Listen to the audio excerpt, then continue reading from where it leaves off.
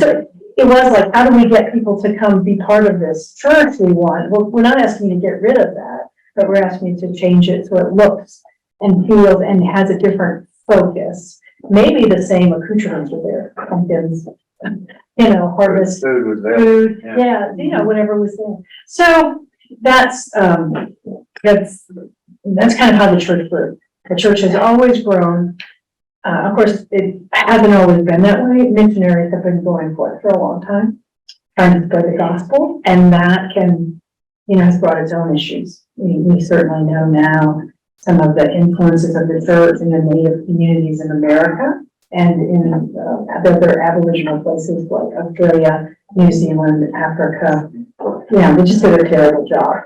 South America. The lady cut my hair in Atlanta, Vietnamese Catholic, staunch Catholic for 3 or 4 generations. Wow. Really? It just never dawned on me. Oh yeah, church, faithful, my grandparents, so that missionary work must have happened. Well, the French took that into Vietnam in their colonization. It's amazing how it spreads. But it's connected. Yeah. You can see this. It's connected to the colonizing that was such a. And the whole thing that happened from the late 1400s on is this, we want to make this is ours. And so there's in some ways more creative in the way religion was imposed on people. And that association with colonization. And we see this a lot. But in South America, in some places, right, in El Salvador and in San Salvador and in Ecuador, and all the things that happened in the 70s and 80s really can be traced going backwards 2 centuries with how the church was involved in the revolutions and so forth. But it's a messy history. It's a super, super messy history. And it doesn't really it doesn't matter what your faith, from what denomination you're going to speak from. I don't care if you're a Baptist or a Catholic or an Episcopalian, everybody sent missionaries. I mean, in the Baptist church, I remember going with friends in my young life, and then they would have their mission Sundays, and the missionaries would come back and talk about their experience and part of mission and giving and what were the, I remember the maps on the walls, like where their missionaries were and the work they were doing, and how important that was. It doesn't seem like it's still there, but I'm fast forwarding a little bit, and there's some complications with absolutely what's happening in the Methodist Church, what happened between the Episcopalians and the Anglicans. That's right. And the issues could be traced to gender and who can marry who and all kinds of things like that. But actually, we are the ones who started Christian churches in Africa. And so the bishops and the ministers and the ways of thinking that have arisen out of that are really you can't claim that they're just acting like Nigeria has a terrible policy against gay people, right? It's well known. And as you well know, the Nigerian bishops were some of the first bishops to ordain people irregularly here in America who were uncomfortable with Bishop Robinson's consecration. Yeah. So it's a very complicated thing about conquering and being conquered and imposing things and then having all that kind of turn around in some ways and bite us on the butt. I'm serious. That's just a mess. Yeah. And so when we say, well, we should be actively working in Nigeria, we have been actively working in Nigeria.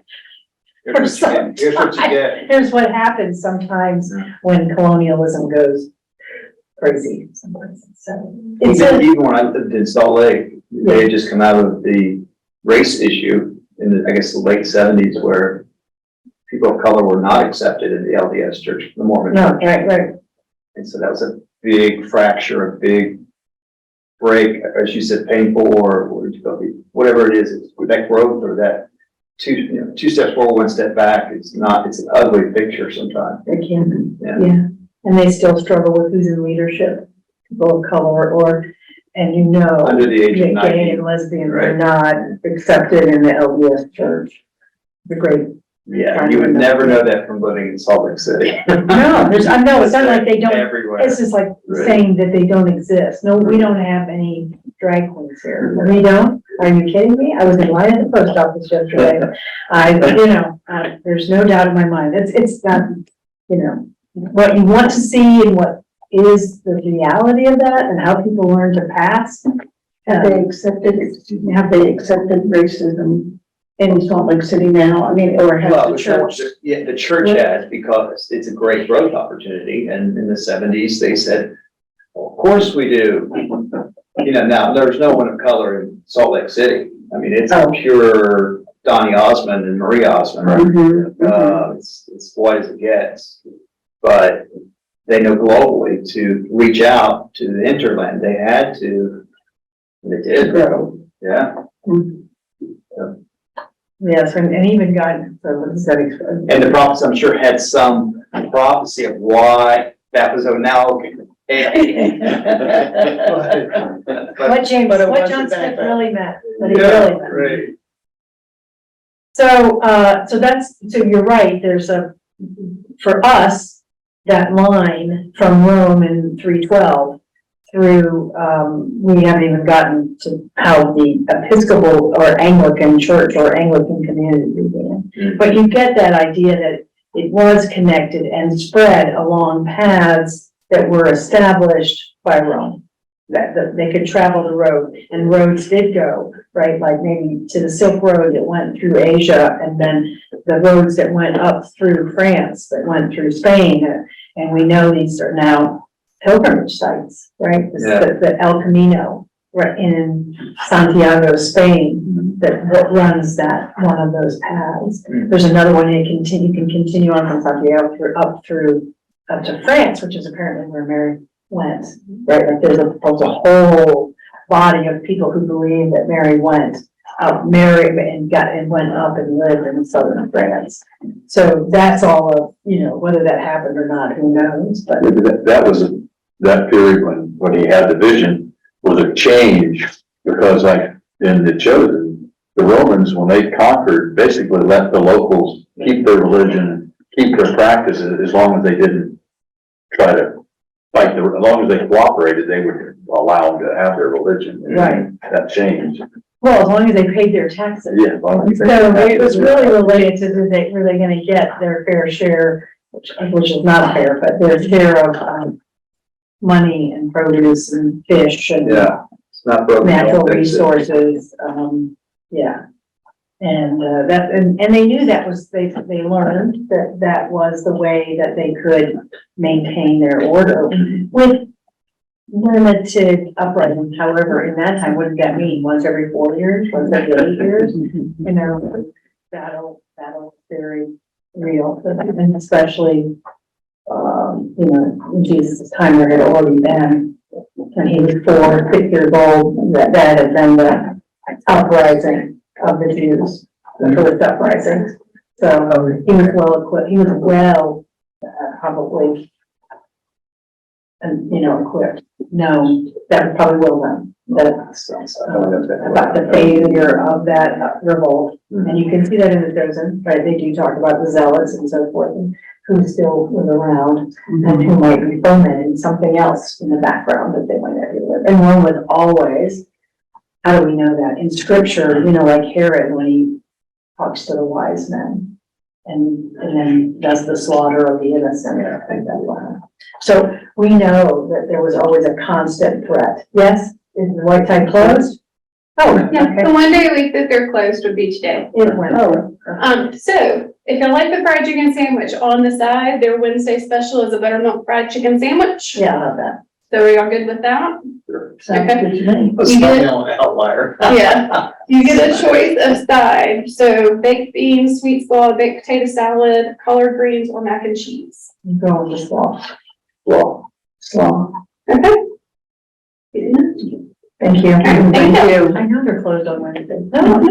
I didn't know they were closed on Wednesday, but I went to do the online order. It's like, they're closed, they open tomorrow. And I'm like, so I called just to make sure that the website wasn't wrong. Nobody answers. Okay, thanks, Yeah. Dawn. They're closed. That keeps it interesting.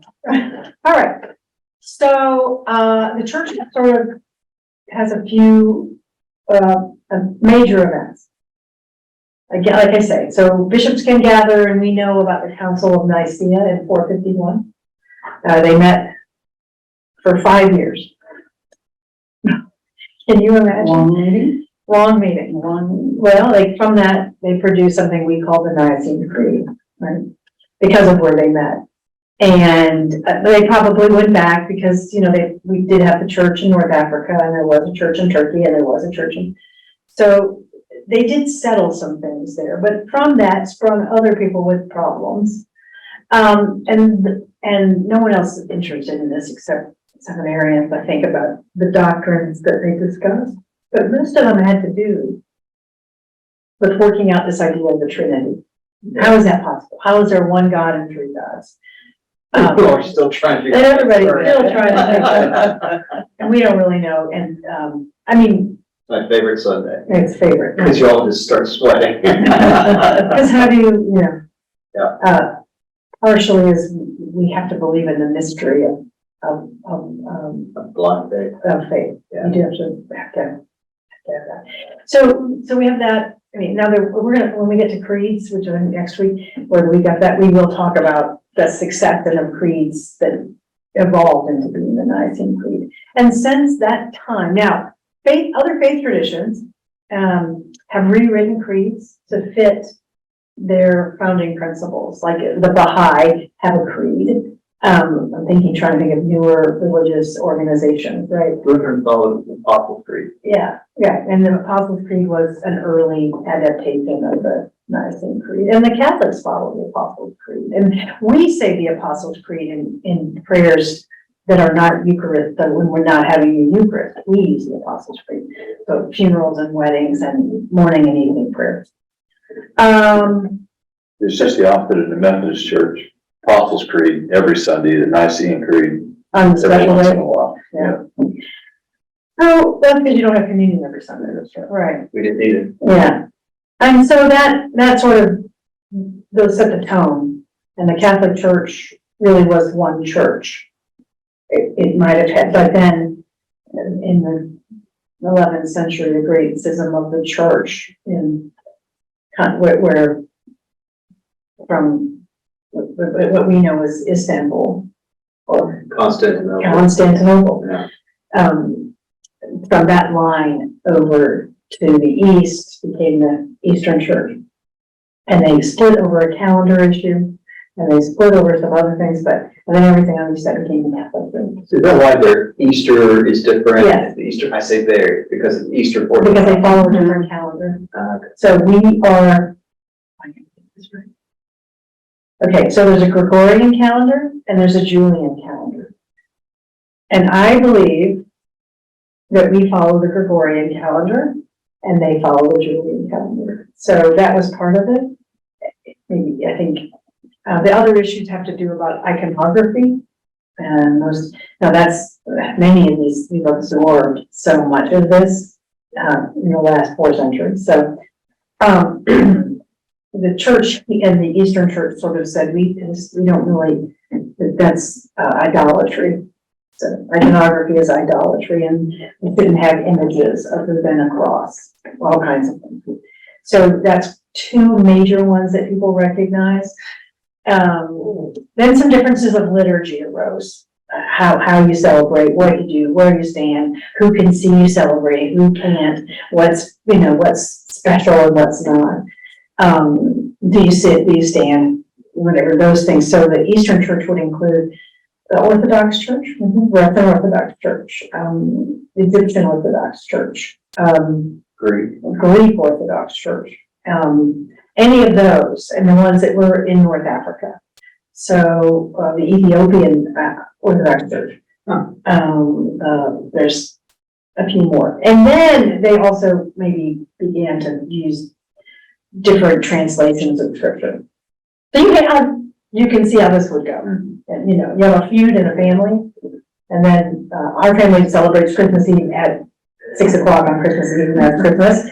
but the family broke apart, and the next part of the family celebrates Christmas morning. You know what I mean? It's just like that. It's just like, how do these traditions become, just in exactly the same way your traditions became your traditions? Epiphany Sunday, that's That's the when day. you take decorations down. Yeah, but not in the Orthodox Church, right? In the Orthodox Church, that's the birth of Jesus, January 6th.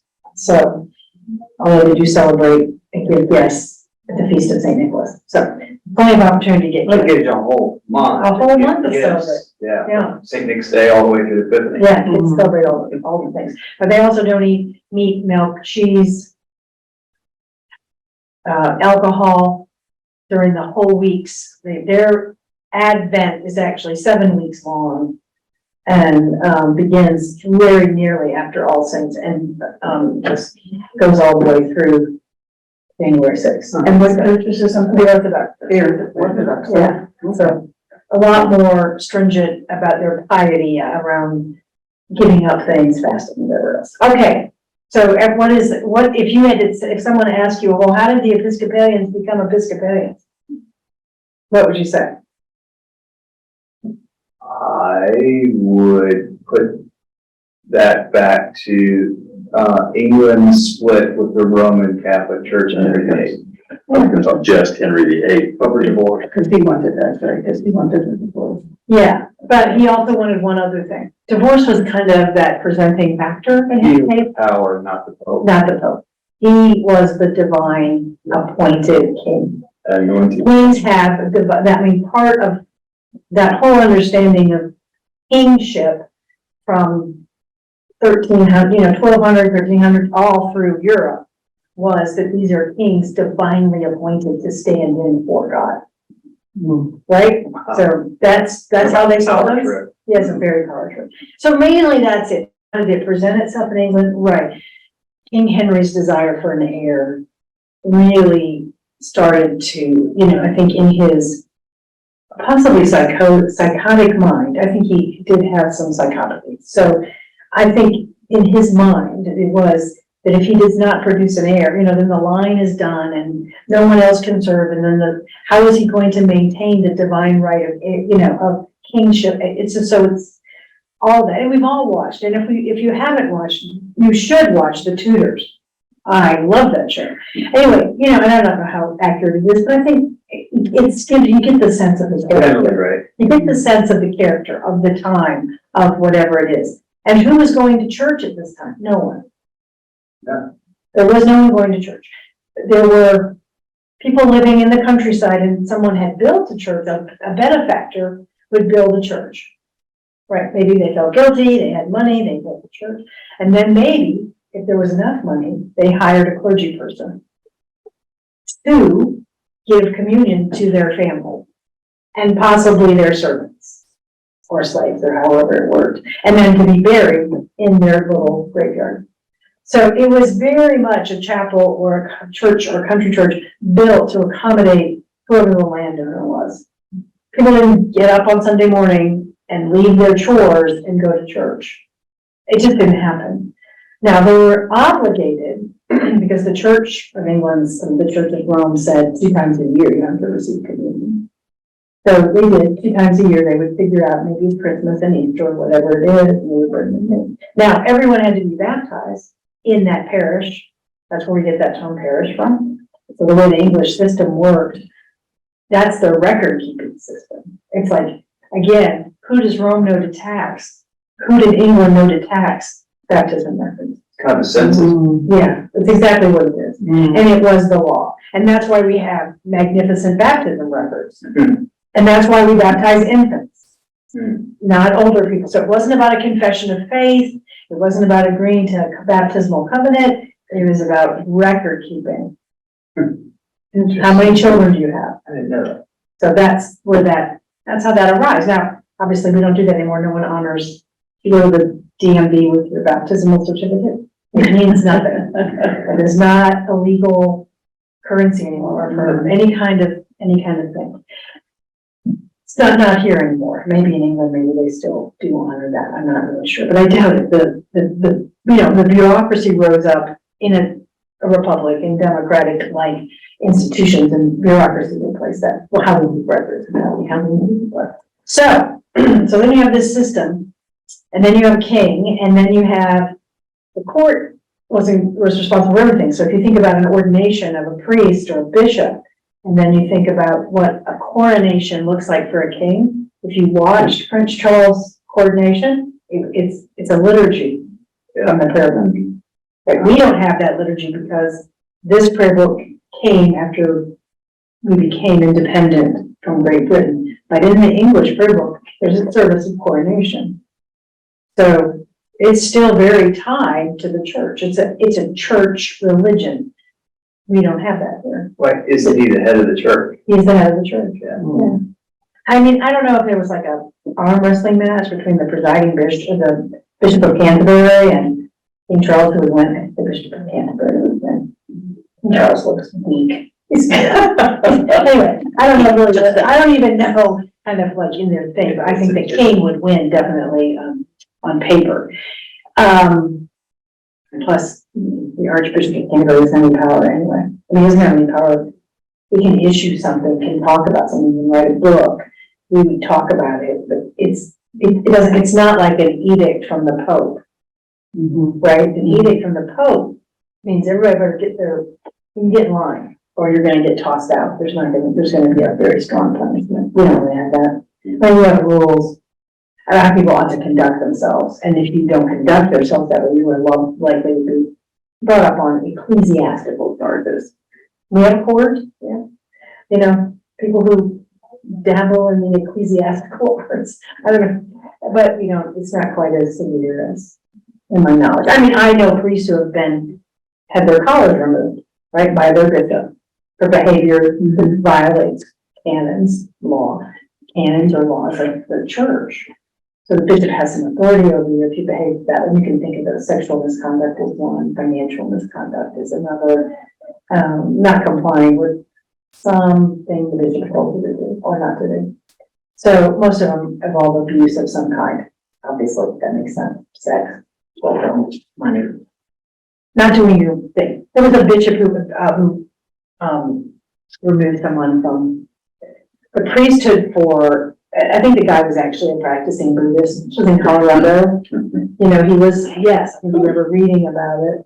And I think the bishop said, you know, like, while you're not teaching anything that's wrong, technically, you're not really talking about Jesus. You really are not following the Christian path. You're not following some satanic path. It's a path of goodness and prayer, and presence, and all the things. They wouldn't be the vows he took. But exactly. He had violated his vow. So when did that happen? In the 16th century, right? I think Henry was early 1500s when he began to have his issues with the Pope, but they had been going for some time. He also, so on this one hand, he has the Catholic Church, but on the other hand, he has a whole other group of people that we know as the Puritans. And they had been dissatisfied with the Catholic Church for some time, not for the same reasons that Henry was, but for the reasons of access, right? They couldn't have scripture in their own voice, in their own language.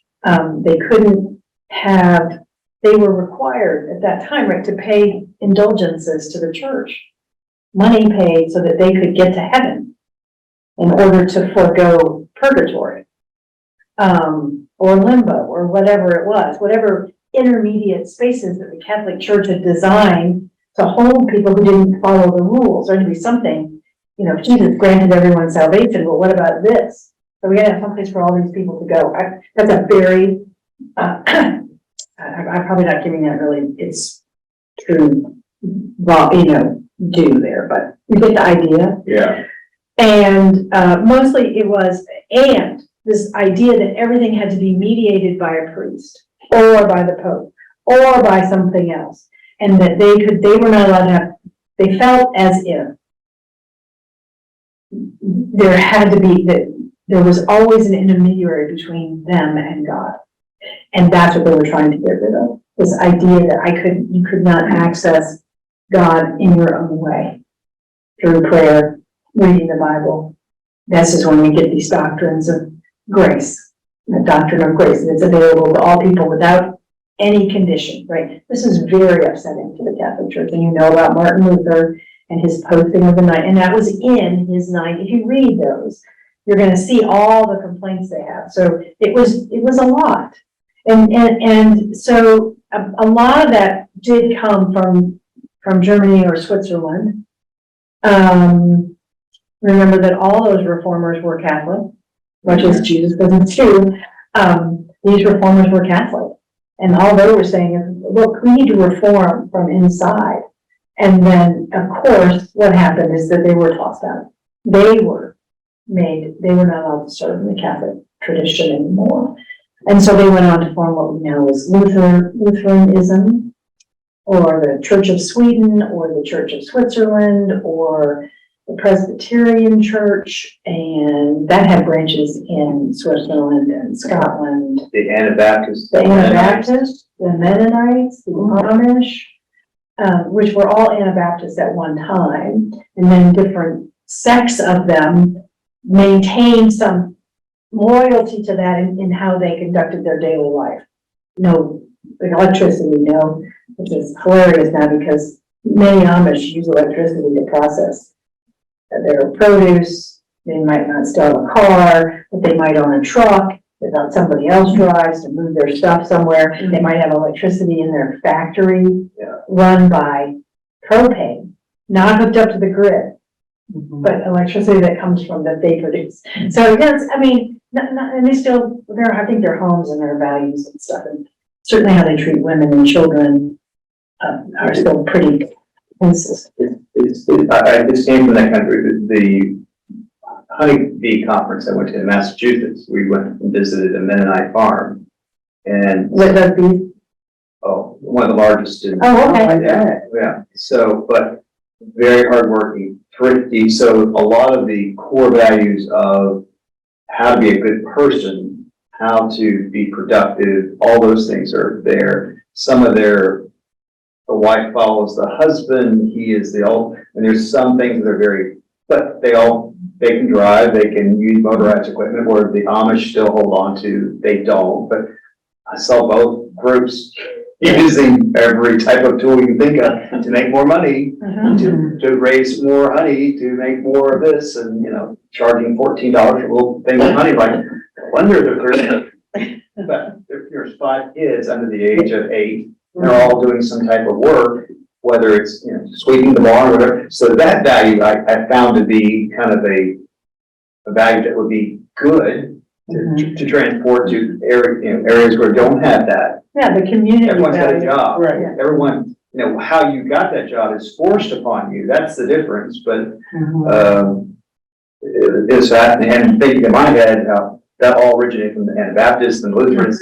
Back to your point, and they got tired of fighting across Spain and France, all the Catholic fights, and like, we're out of here. And so that's how, I think, how we ended up It's here. very much part of it, and, Thank you, Queen Anne. Well, that a little bit later, Right. and then, and it was this democratization that was taking place since the invention of the printing press. So all things working together, right? This availability of material in your own language, well, no one knew how to read, teaching people to read, peasant revolts, right? Like seeing there's a different way and a different way of managing life, and that I don't have to be under the ownership of this guy who owns this 100,000 acres, right? Like we don't have to do this anymore. So there's just a lot of things that kind of came together. Which came first, it doesn't really matter.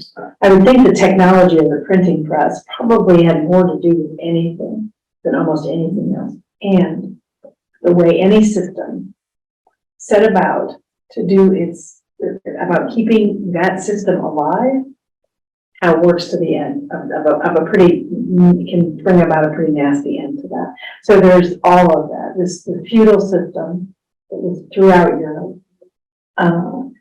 Colonization had a lot to do with it because they figured out that not a lot of other places in the world don't really live like this. Now, some people turned that around and they're like, well, we're the best. The way we do it is best. Indians are obviously stupid. People from South America are dumb. I mean, they're primitive or whatever language we use, right, to sort of classify their civilization as being less than ours. So, I mean, that was a pretty successful, ad campaign. That worked well.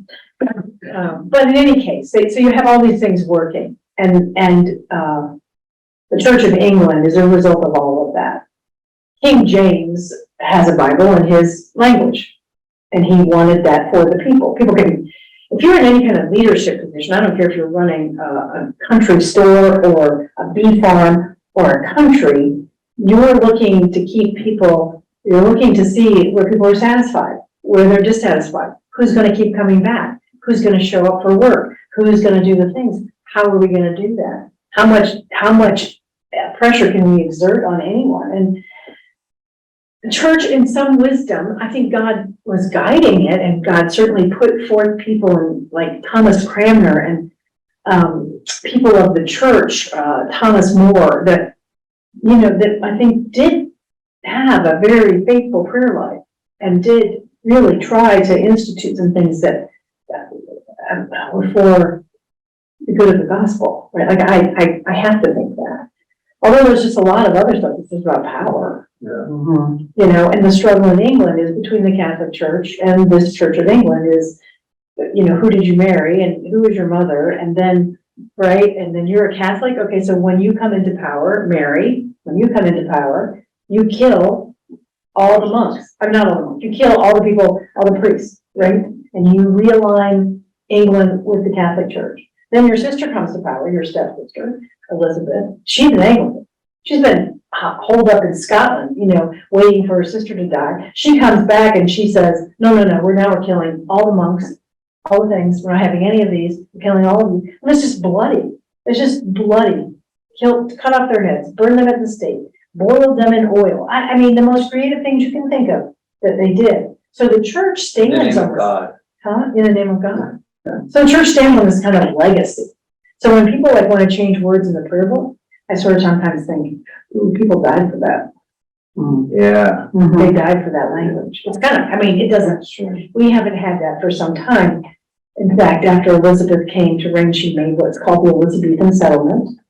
And that means she talked to Puritans and Catholics, and she tried to, this is where we get this idea of the via media, the middle way, that her work in that demonstrated that, and that they wanted to be a church that was all about that. After they wiped out everybody else, then they wanted to come together and be this church. Most of the prayer book had been used in some form or fashion by Catholics or other people for this, as far as we can tell, 600 AD, right?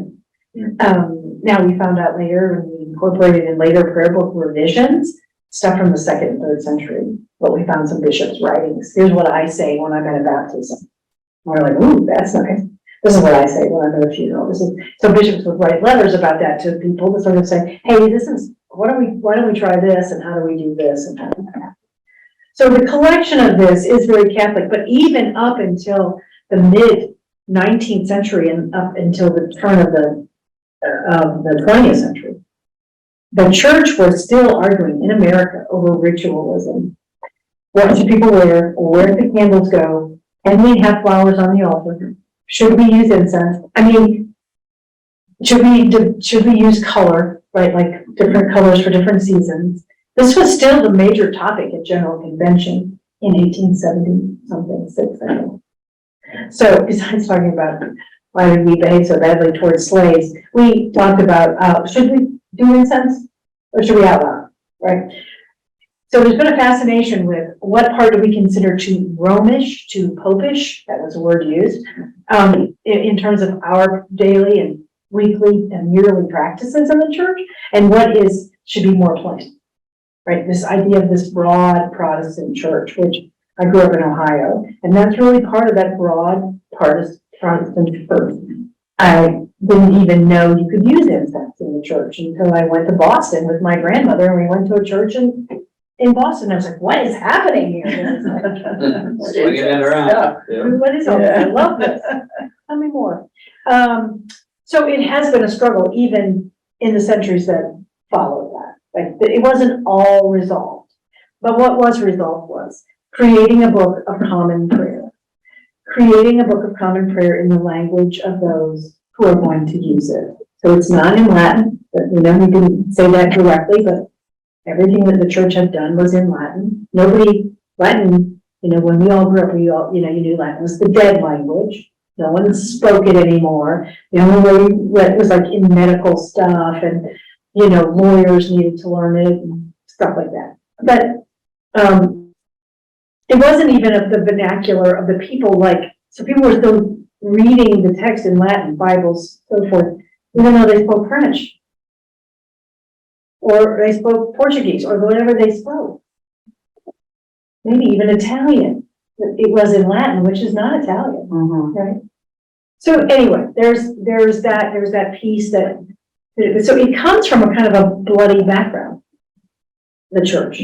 And I guess all churches could say that in some ways. The Lutheran Church did not really do that. The Presbyterian Church did not really do that, although there were difficulties between the Church of Scotland and the Presbyterians.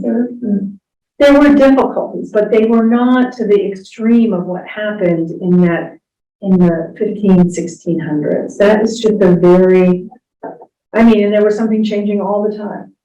Something changing all the time. The first prayer book was in 1662. And right after that, there was a new prayer book. And right after that, there was another prayer book. And right after that, so they were moving things around. They were trying to figure out what worked. They were debating on language, debating on things of practice investments and stuff.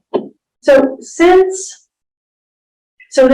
when America becomes America, we don't have a prayer book because we're no longer worshiping a king or bowing to a king. There's not that thing here. So they have to write a new prayer book for America.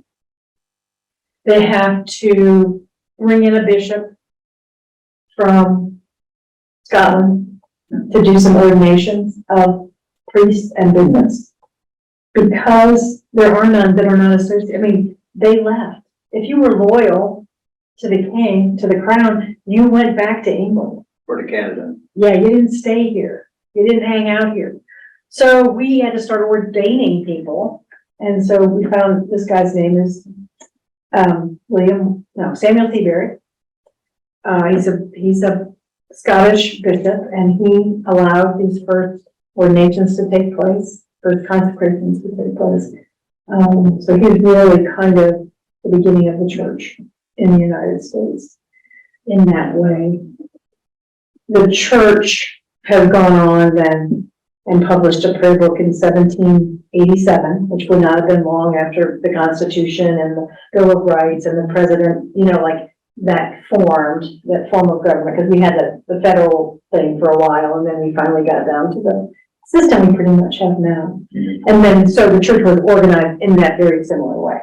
Bicameral, priests, clergy, non-clergy people. So pretty much the same way. And then they decided to meet every 3 years. So that's where they would do their business, make their laws, make the canons. That's where they would approve things, and they would give people a chance to weigh in on that. And all new prayer books are approved that way. We have next summer is general convention, so it's still, we had one on Zoom in 21. So I think this will be the first one since COVID in its way. And at this time, we will elect a new presiding bishop. Bishop Curry has served 9 years. And that's what we're going to talk more about governance later. But that's kind of that overview of the church. And I have a great respect for our prayer book, for how it came to be, for what its intent is. And much like the Bible, it contains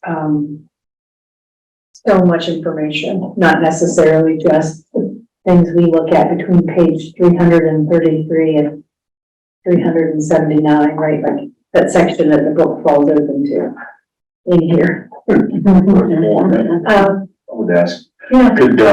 could you talk a little bit about the split between the Anglican church, because we're new to Episcopal, so there's an Anglican church over there, an Episcopal. So what I can tell you, so in the 1970s, 80s, there began to become tension among the bishops around women and the regularizing, I think that's the word they use, of women's ordination. Been 50 years since women were ordained, 2 weeks ago Sunday. They were not, it was called an irregular ordination because they did not have approval by the whole church to be ordained. They had not been included in, they could be on the altar field. They really were not serving in vestries. They really were not even serving in many places as lay leaders or Alice bears, things like that. But anyway, this ordination of women really set people's on edge. And there began to be people who, thought this was good and holy and where we should go, and people who thought it was absolutely the wrong thing to do. In the Catholic Church, the theology of the priest, if you want to call it that, is that the priest stands in the place of Christ. Alter Christus. That's what a priest does. And so the only person that can stand in alter Christus would be what gender? Man, I mean. So that primarily, and I'm kind of simplifying it. It's probably very deep, much deeper than I usually just tend to skim over the top of sometimes, but that's basically it. People may say, oh no, it's about this or that. I really do think it comes down to you can't consecrate bread and wine and invoke the Holy Spirit to have that be the body and blood of Christ. Like a woman can't do that. Well, obviously, there's a lot of people who thought that wasn't true. And so those doctrines have been established for a long time. Now, we've never had a doctrine say that you knew what to say, like whether you can or cannot reproduce, right? Like for years, Catholic priests married, had children in and out of wedlock, in and out of relation, whatever. And it wasn't until, I get this right, it wasn't until like the 11th century that they actually said you can't be married. So it had been going on for some time. They needed to fix something that they thought was wrong, or they had to demonstrate. Okay, so it came about around the whole time of virgin birth and original sin and immaculate conception, right? So all these things around sex and how babies come, like things you teach your 12-year-old, they had to find a way to talk about it that made it not involved with sex. It could not involve intercourse. So how do we get rid of that? Because that's obviously the nature of all sin comes from that. So anyway, that had a lot to do. So you can see how these layers, like if that's the story we're telling, I'm not saying they were lies, but if you tell a lie, you've got to tell a second lie, and then you got to tell a third lie, and then you know what I mean? Because it just doesn't stop. That's just the way lies go. It becomes your truth. It becomes your truth, and you got to make it all fit that truth. So bringing women in sets that up. Now there are other issues then that begin to, the interpretation of scripture is another one. And what was another thing? So then also, who can marry became a third one, or recognizing the equality of how every expression of sexuality is, that has equality. The Episcopal Church way back in 1983 said that's what we believe, and then, I mean, it kind of went from there. So there have been always bishops who didn't agree with any of that. So most of the stuff comes out of General Convention, and then it's some kind of a resolution, and our bishop tells us it, and then we try to live into it. It's about creation, if it's about divorce, if it's about sexuality, if it's about who can be ordained. Any of that happens, we try, then we try to implement that as we can, knowing that that body voted on that. A body that represents clergy and lay people and bishops. And so it started with women, it moved to the interpretation of scripture, it moved to sexuality, who could be married to who could serve, who could whatever.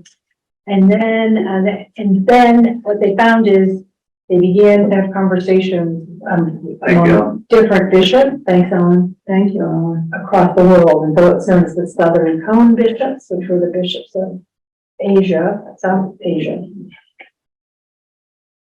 I got Fresca because it's the only soda we don't have in the kitchen. Okay. So if you don't want Fresca, then there's others in the kitchen. There's tea and water in there also.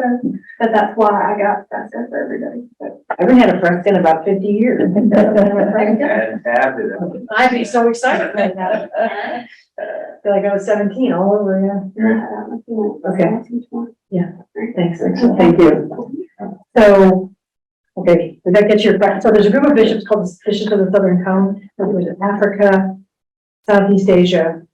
I think that's basically them, bishops who agreed in these principles of no women, nobody who expresses their gender or sexuality differently than heterosexual. What was the actual spirit, right? After Bishop Robinson's consecration, wow, it didn't really happen. It was with the consecration of a bishop in Charleston, and I can't remember the date, but it was a Charlestonian bishop who was from the Diocese of South Carolina. That the Diocese of South Carolina, wanted to leave the Episcopal Church in sometime in the 80s and 90s, and they worked at it for a long time. I don't have the exact date, but it really did come from that. And then South Carolina has the history of secession. yeah, that's right. That's exactly right. And then there have always been people in big churches around the country, in dioceses around the bishops, priests. Once they knew there was a locus of, like-minded people, that's when whatever they call themselves, the Anglican Church of North America. All of that's split. Since then, there's more than one Anglican church. I didn't know. Yes, so they split twice, and they will continue to split. I mean, it's just, I don't like the way you dress, and now I'm leaving. But now the Anglican Church has women, ordains women, has women deacons.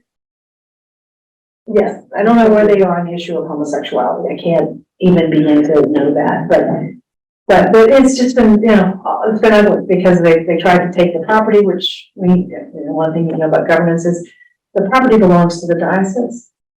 Now, some dioceses have tried to leave Pittsburgh. None of these have ultimately been successful. Like most of the property in Charleston now has been returned to the Episcopal Church. It took however long it's been in the courts forever. It happened in Georgia as well, but the little churches on the seaport, they all undergo the Anglicans.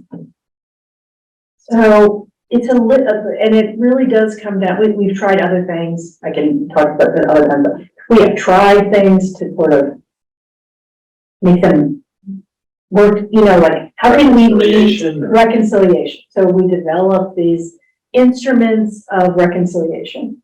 Like how will we meet? How will we talk? How can we be together? How can we, how can we be still part of the Anglican communion? The other thing that made them mad was when they were ordaining women, if you served in a diocese where the bishop would not ordain a woman, you could attach yourself to another diocese for the purpose of ordination and oversight. So it had happened before when African-American people wanted to be admitted to ministry. There were bishops who refused to ordain them, but refused to pay them, would ordain them and not pay them or not give them a job, would do all kinds of stuff. So what's now called the Union of Black Episcopalians, what it used to be was a group of Black Episcopalians who were trying to seek some sort of bishop who would be over them that was not encumbered by racism. And and it sort of worked, but it's just such an awkward construct. And in that effort to kind of hold everyone what we call big tent, I'm sure many of you have heard this expression, right? This big tent there it often, can backfire. You can't say it's all right to treat other people without the same respect, dignity that we say we claim in our baptismal covenant, right? And that's what basically some of that comes down to. That's where I go back to. People can argue all day long, and they do argue all day long. And I used to think of it as a big distraction from the work of the world. You spend all this time and energy discussing this, having classes about it, trying to inform congregations. I mean, it's just like, I was a Christian educator, and I began in 1987 being a Christian educator and professional, like as my job. And we just, everybody, the bishop would say, you gotta teach this. You gotta teach this stuff about gender, about sexuality, you gotta teach this. You've gotta do it. And it's like, okay, I mean, I thought it was good work. I mean, you can't make people go to a class. That's the other part, it's already, people already pretty much feel okay about having this conversation in church. But, you can't, we're not doing the other work, I think. That you have to do, and so it feels like it felt like big evil in the room to me to sort of put all your, and I'm sure they felt that way. Like they are very clear about things that are in and things that are out, and that they're doing God's work. So thank you for the question. I know. No, I don't have the exact, I might have it. Let me see. I'm gonna hand these out to y'all. This is the history timeline that you can look over in your spare time. In our spare time. This is just the history of the Anglican Church, okay? This is my little timeline for the history of the Christian church. But this only goes to 1500. So I went as far as that. So I don't know if it says on here when so here in 1973, John Allen of Mississippi is elected presiding bishop. John Allen was a racist. I think people did consider him a pretty good bishop. He did change his mind in office, and but then he was, disliked by everyone who was a John Allen fan. So you can see that when Paula Murray was ordained, the first African-American woman priest, she was also a lesbian. So it's not like she was out, but she was a lesbian. And so whether when people knew it or not, when they ordained her, they really did ordain what we knew of as the first lesbian.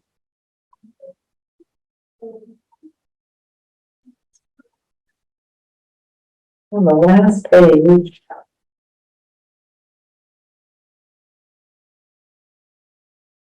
it doesn't really say in here, because this is about the Anglican, the Episcopal Church. It doesn't really say when people decided to leave. So. But you will see that we have a full communion with the Lutherans. We have a full communion with the Brethren. We have a full communion with the Church of Sweden. We have, I think there's one more. We have been working on a relationship with the Mennonites for some time. So the Brethren are an offshoot of the Mennonites, but yeah, and we've had conversations about full communion with the Methodist Church, and I don't know what Methodist church that would be right now. So that what that means is, as a priest, I can travel to their church and I can offer the liturgy in their church completely. They can completely come here and be served as a priest. You, as a communicant of the school church, can receive whatever of their liturgies they're offering, any sacraments, either way. So it's a full kind of reciprocal relationship. All right, Kevin, you're up. Okay, well, okay. And we can eat lunch while you talk, right? Yeah, or I'll eat after I finish. Or you want to eat and then talk? It's up to you. I'm scared you need to eat the sandwich, but you're the boss. I'm done talking. Maybe I'll get our drinks or, hey, what do you want? I'm not sure. I'm not sure. Thank you, sir. I've had a frustrated years, and I'm wrong fire. Okay. What do you want, Dan? I can't drink it, because it's sugar, so, I'll just do water then. Yeah, but it's sparkling soda water. Oh, it is? How many sugars in there? Zero. No, Zero? Oh, okay, I'll do fresh. 66. This one has I a. never thought Fresca had. I didn't either. What do you think's gonna happen? Oh, okay. I will be more than happy to do that. I Thank think they've changed it. So it's Well. If I can get it.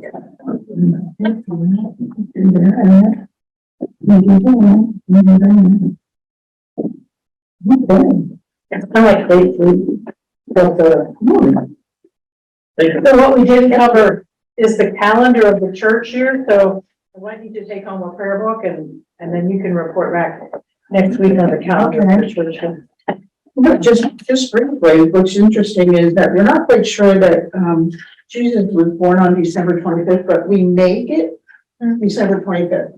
But Easter, which is another obviously major holiday in the church calendar, that moves all over the place, depending upon the sun, the moon, the stars. And that to me was, as I was reading through, I thought that was very interesting. It's like, why can't we just set a date? We've set a date for his birth. Why can't we set a date for his death? And then every year, but you know, whatever, that, we can talk about that next week or whatever. Prayer book. So actually, there's been a conversation for years about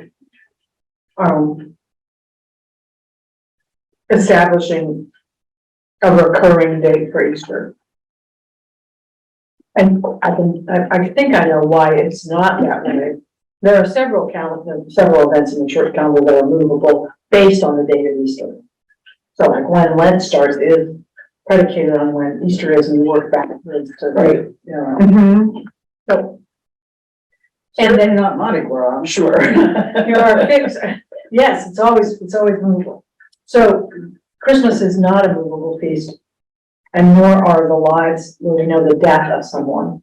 So Saints Day, right, All Souls Day, right, all those. But so, because there's some people who believe that the date of Easter is supposed to mirror the date of Passover, because of some of the references to it being Passover. Right. But that's part of it. I'm sure there's, again, probably a more thorough explanation than the one I'm giving you. Okay. Think of mine as Cliff Notes. Thorough Cliff Notes. Accurate to a point, but not the whole story. All right. Right. Mr. Rowland. I'm Kevin Rowland. I know we've met before, so it's good to be here. I appreciate the invite, Allison.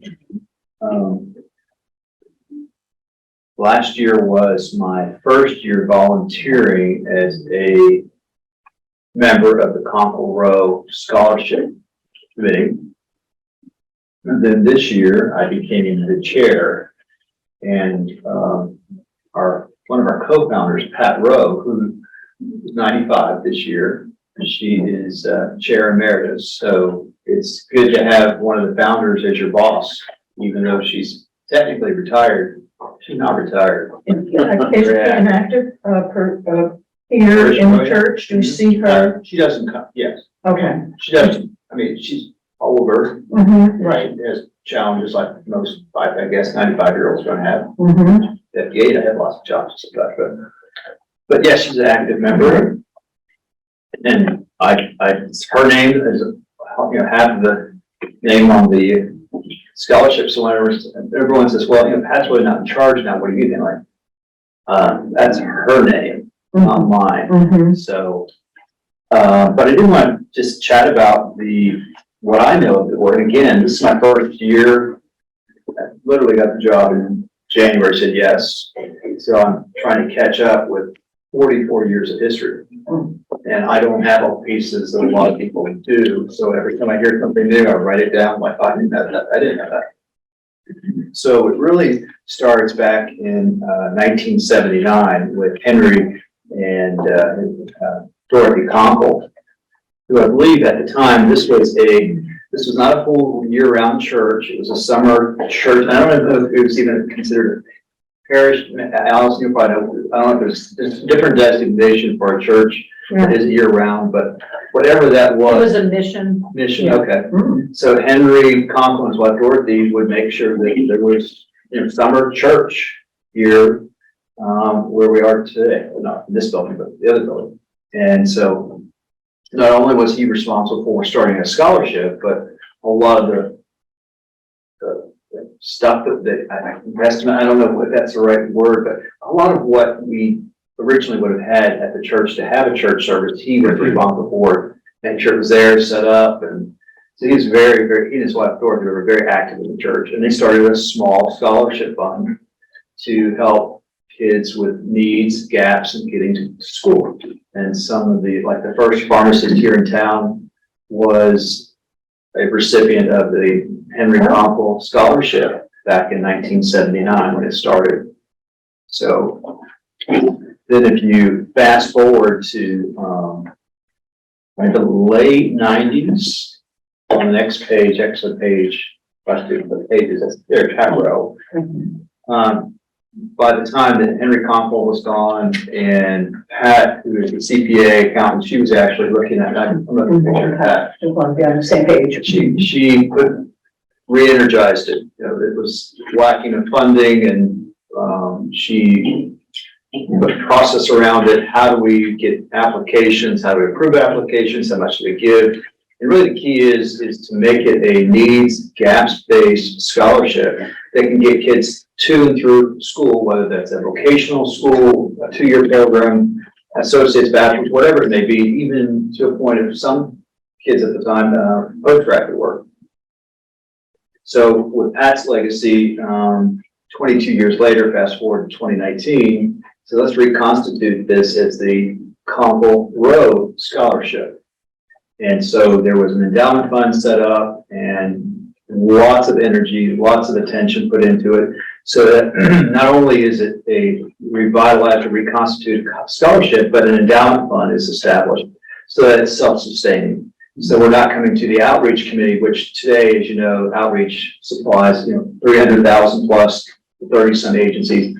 Conkle Row is one of those agencies which was heavily dependent on the church's budget to fund itself with scholarship. To make a Conkle Row endowment fund enables it to a couple $1 million, basically, is our goal to get to. We're about $1.5 million now, is to make it self-sustaining. So you can take off 5% every year, and that way it's pretty much on its own. It doesn't need as much of the outreach funds or church budget that other needs are. The money needs to go somewhere else. Mm-hmm. So if you look on where our covenants and footprint, as I mentioned, it's a to and through college multi-year award support. Many of the scholarships here in town are 1 or 2 years. Here's a check, good luck. And I'm not saying that to be glib or judgmental. It's just, it's not involved in the church. It's the real estate group or whatever. It says, hey, we want to give someone $10,000 because they need the money to go to school. Mm-hmm. So the management of, do they make grades? How are they doing? Are they going to need money year 3 and 4? Isn't really part of their oversight. Where ours and what Pat Rowe did, is to make that our job. And so there's a small volunteer group, Conkle Row Committee, of maybe 3 or 4 people up until when I joined in 2022, and then went to 8 people. Now we're up to 10. So our primary award is for tuition. We also, if someone needs money for, food sometimes or a computer, there's, a lot of kids have school issued computers. And when they get out of school, high school, they don't have a computer. Mm-hmm. We don't advertise we do those things, but we want to make sure that if there's something missing, that we can try and help them. We don't want to get into paying for their rent or electricity or clothes and things like that. There's other ministry for that, other groups that can help with that. But we do try to at least help them with their schoolwork.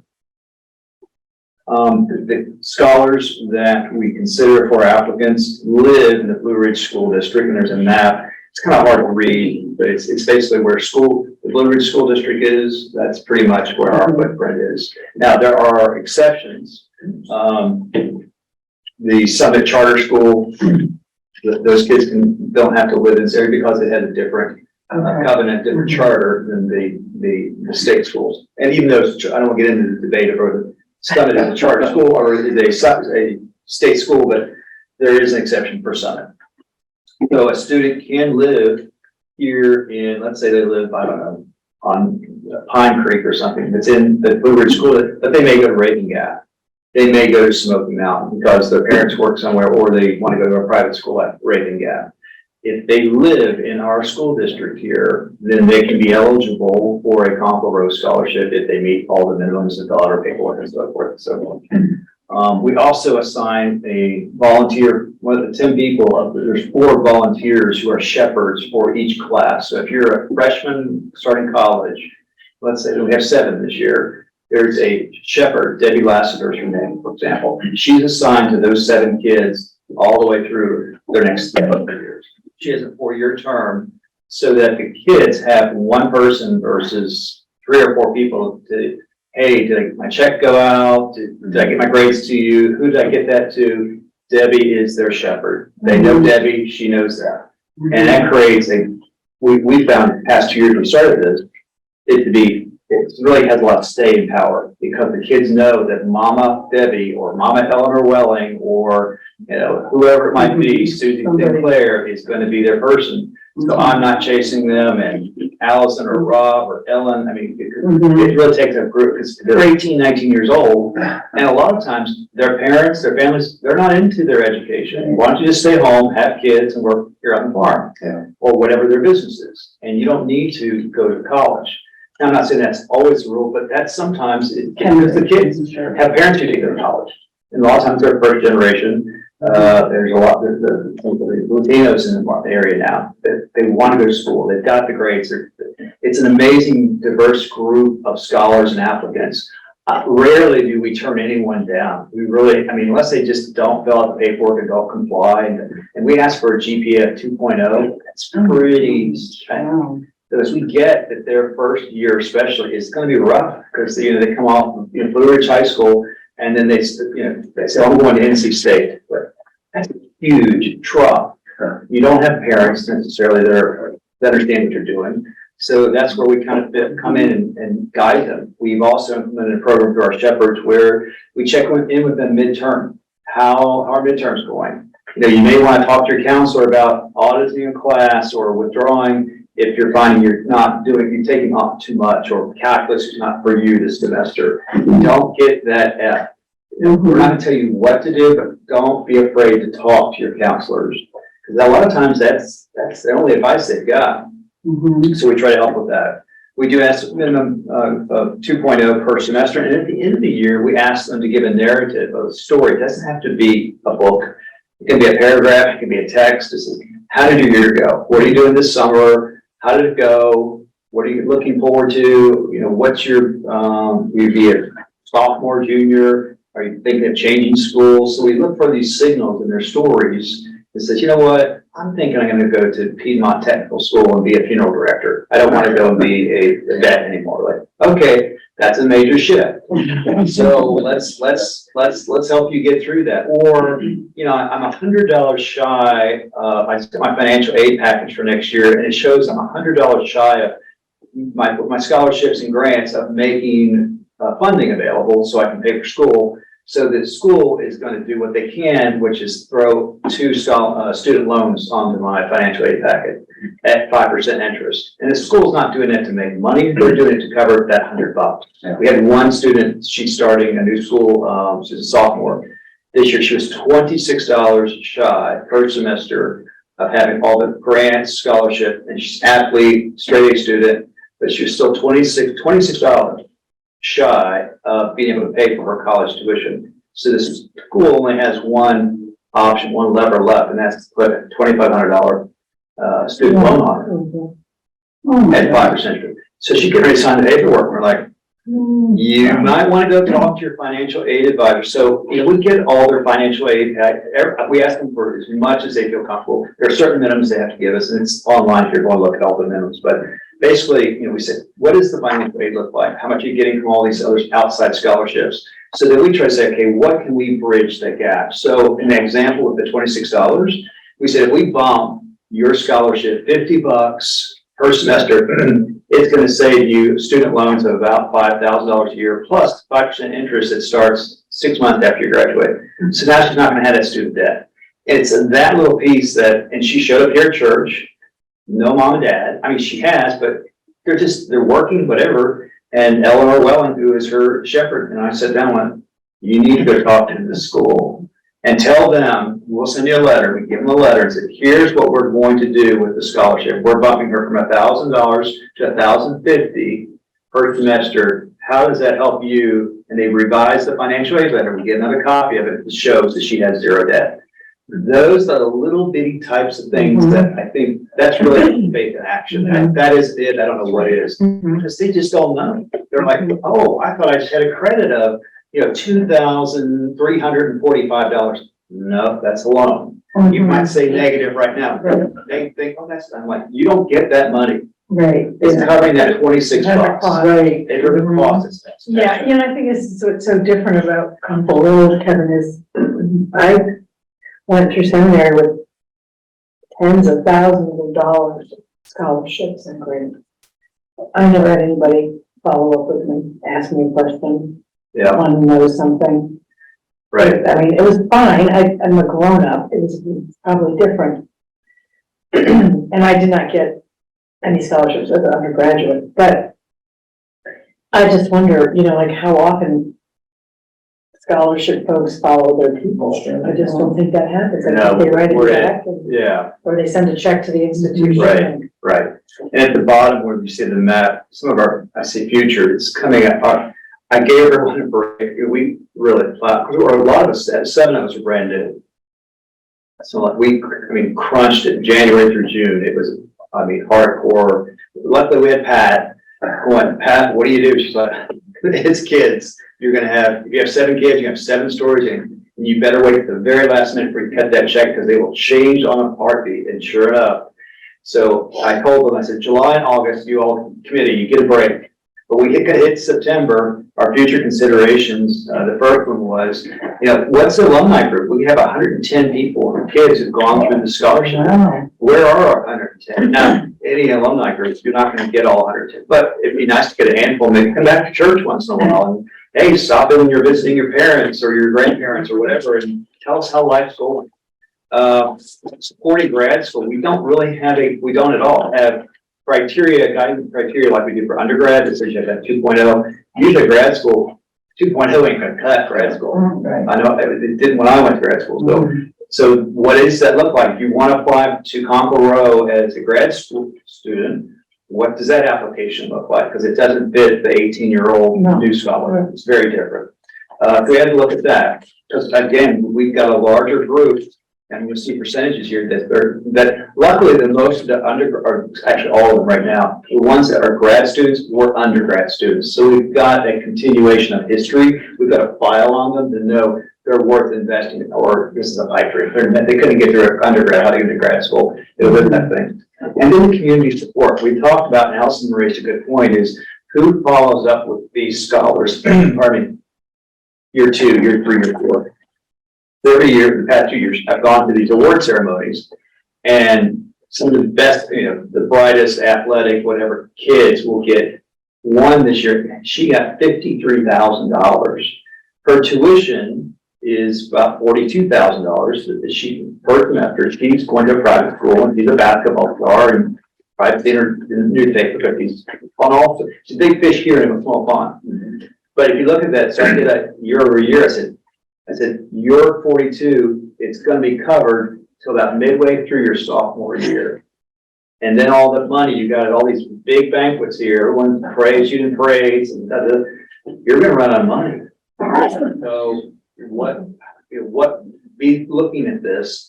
And so I think as a community, we really had to, and I think Herb and others have tried to do this or well, is all these nonprofit scholarships. There's about 15 of us, between the realtors and the Methodists and this and that. There's about 15. I see it every award ceremony. Here we all go, and they stand up, country clubs. Here's a check for $10,000. Congratulations.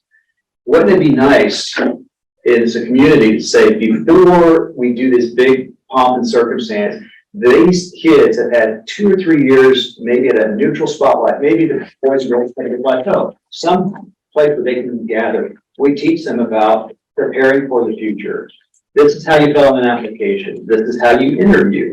Life skills, not getting into how you get married and all. But when you get to that, because what we end up doing right now is we become their tutors in getting them to college.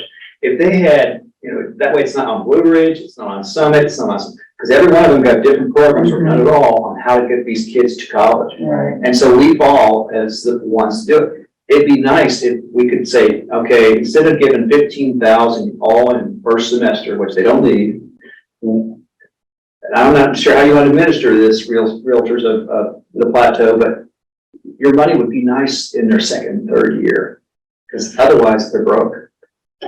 It's usually 1 or 2 years and then they just cut it off. Mhm. So like, wouldn't it be nice if you could, and I get it, like, I don't want to administer it, I don't want to deal with it. Well, do us all a favor, save it, or give it to another, maybe 2 or 3 kids or something. I don't know what the right answer, but as a community, we really need to get together and come up with a way that supports these More kids. coordinated. Coordinated, yes, beyond just, I'm Compo Row, you're the Methodists.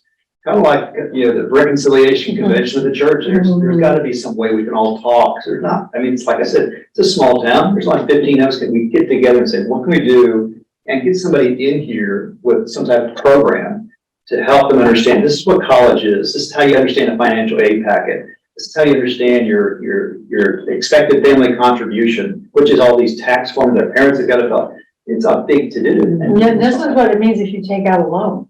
Right. Right. Mhm. So we advertised big time, our Pat turned 95 in the Laurel, and we turned 44, so we're like, let's do a Founder's Day weekend on Pat's birthday and get scholars invited. So we had a big function at Cedar Creek, we had a big function here at church, and the best part was donors contributed to these functions. It was really about celebrating the scholars and thanking donors. We really hadn't had a way to thank all the people that made that $1.5 million contribution over the years. We've never had them in front of the kids. So the kids and the donors got a chance to come together, to my knowledge, for the first time this past summer. And, Pat being 95 and turning 44 is like, this is just no brainer. So that was a fun event.